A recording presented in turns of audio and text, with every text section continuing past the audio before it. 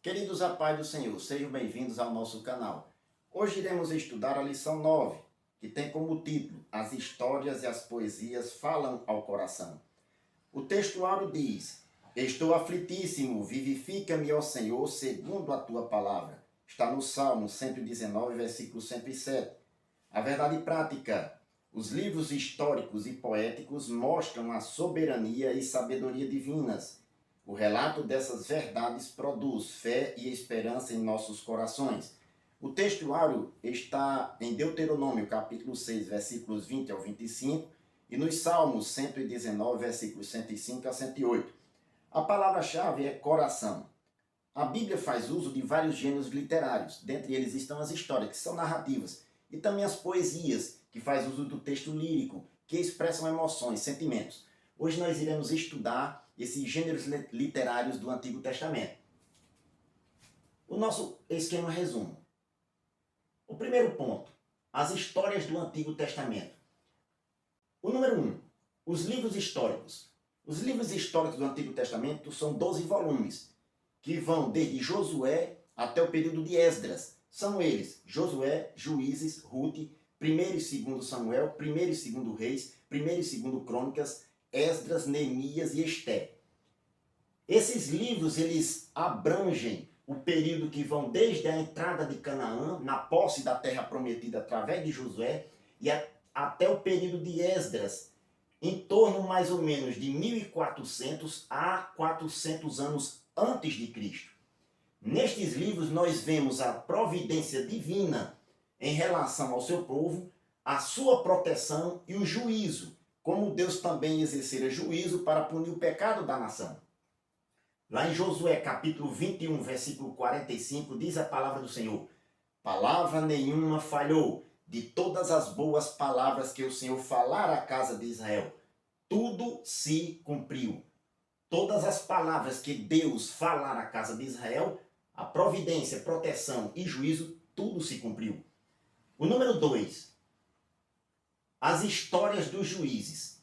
Os juízes, eles governaram Israel até o profeta Samuel.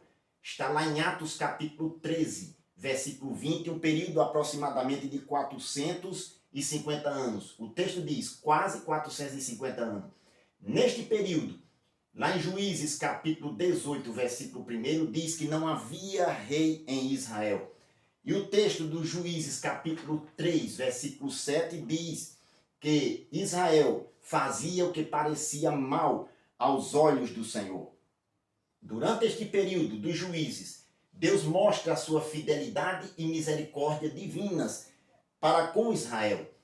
Lá em 2 Timóteo capítulo 2, versículo 13, diz Paulo na sua carta: se formos infiéis, Deus permanece fiel, pois não pode negar-se a si mesmo. Embora que sejamos infiéis, Deus permanece fiel, porque Ele é fiel para cumprir com sua palavra. A misericórdia e a fidelidade divinas foram mostradas para com seu povo, porque Ele permaneceu fiel. Louvado seja Deus. O número 3, as histórias dos reis. O primeiro rei de Israel que Deus ele constituiu sobre aquela nação foi o rei Saul, por volta do ano de 1050 a.C. Depois de Saul veio Davi, a quem Deus ele deu a promessa da vinda do Messias. Após Davi reinou Salomão. Com a morte de Salomão, o reino de Israel se dividiu. O reino do norte, com capital em Samaria, ficou conhecido como o reino de Israel. E o reino do sul, com capital em Jerusalém, ficou conhecido como Judá. Ambos os reinos pecaram contra o Senhor. Deus então decide levá-los para o exílio, para aplicar o juízo divino sobre ambos os reinos.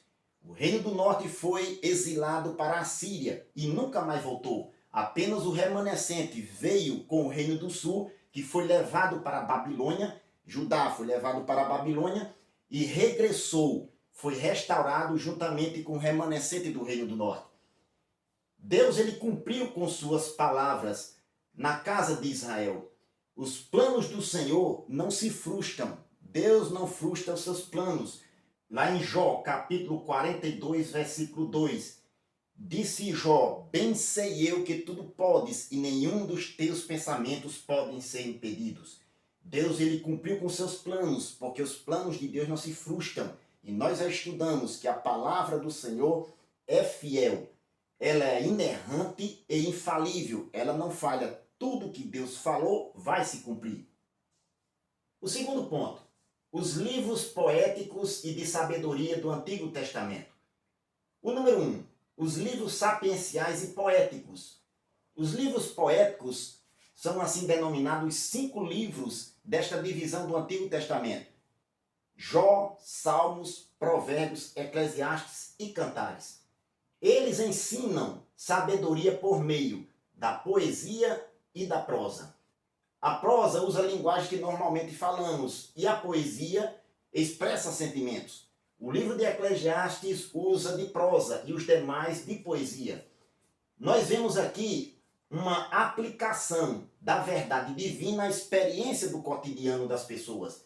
No Salmo 19, versículo 7, nós vemos o salmista expressar dizendo: a lei do Senhor é perfeita e refrigera a alma. O testemunho do Senhor é fiel e dá sabedoria aos simples. O número 2, Eclesiastes, Provérbios e Jó. Os temas desses livros estão expressos nos seguintes textos. O tema de Eclesiastes é vaidade. Em Eclesiastes 1 e 2 diz: vaidade de vaidade, diz o pregador, é tudo vaidade. A expressão vaidade no livro de Eclesiastes quer dizer oco, vazio.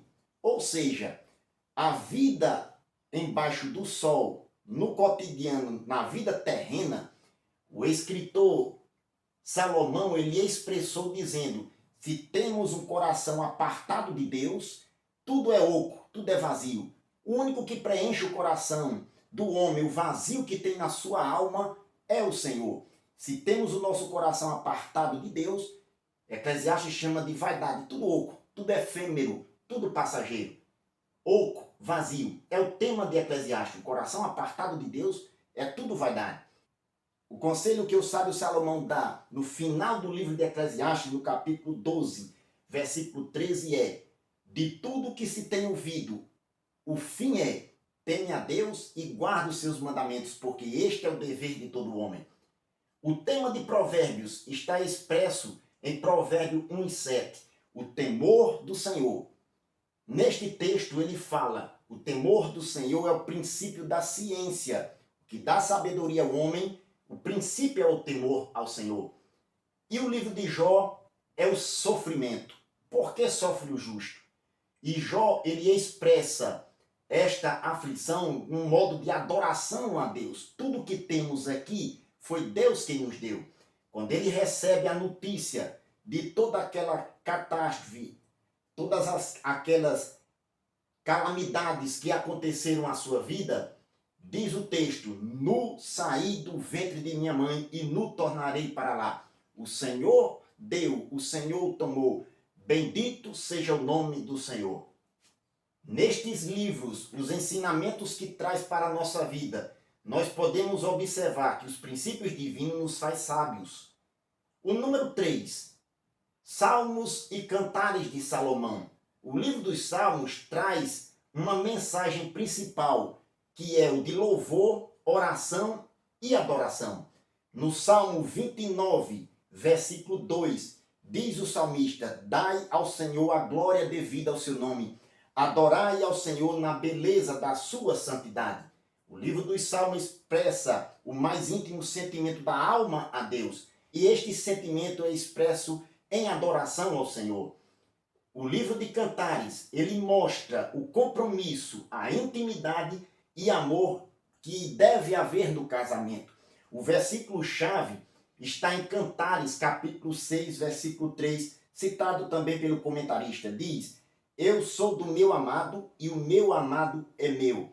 Nós vemos nesses textos aqui o sentimento da alma expresso no livro dos Salmos em louvor e adoração a Deus, e o compromisso que devemos ter no casamento, o amor recíproco entre o casal heterossexual, monogâmico e indissolúvel. O terceiro ponto: uma mensagem ao coração.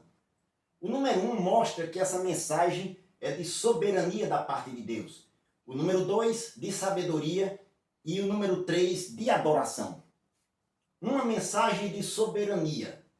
Esses livros eles mostram o que Deus fez através de homens e os testemunhos dele, desde a entrada da terra prometida até conduzi-los de volta após o exílio.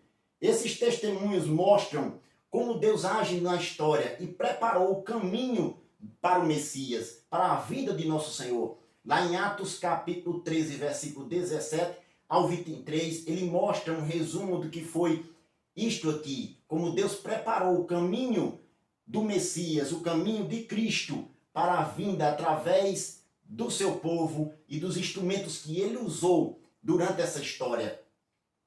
Essas histórias também mostram a soberania de Deus. Deus ele é soberano e age na história. Deus ele controla o curso da história. Nós já estudamos em lições passadas também que Deus ele, quando decide intervir no curso da história, assim ele o faz pela sua soberania.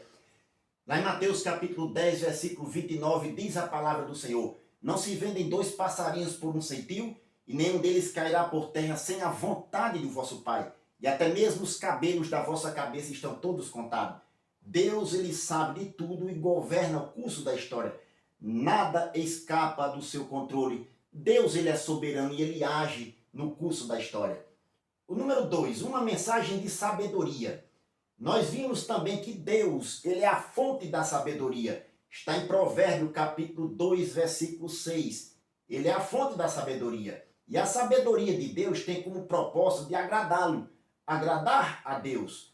Todas as ações humanas, nós vemos que esses livros trazem ensinamentos para o nosso agir, para a nossa reflexão e a nossa prática no cotidiano. O comentarista, ele coloca aqui, todo o conselho prático está subordinado à sabedoria divina. E ele cita alguns conselhos práticos, tanto no livro de Provérbios, como nos livros de Eclesiastes e no livro de Jó e Cantares.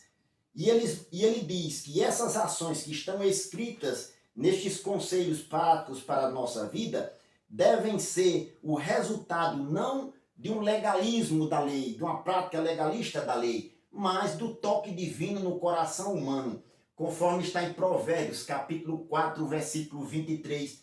Diz assim a palavra do Senhor: sobre tudo o que se deve guardar, guarda o teu coração, porque dele procedem as saídas da vida. O número 3, uma mensagem de adoração. O livro dos Salmos, ele expressa emoções. Diz o comentarista que estas emoções são expressas no coração do homem, tais como medo, angústia, tristeza. Salmo 116, versículo 3. Força, segurança e alegria. Salmo 118, versículo 14.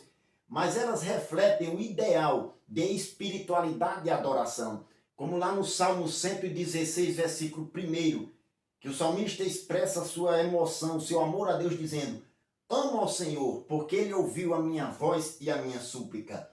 Estas mensagens mostram a conduta verdadeira da adoração a Deus. No Salmo 119, versículo 11, diz a palavra do Senhor: escondi a tua palavra no meu coração para não pecar contra ti. Louvado seja Deus.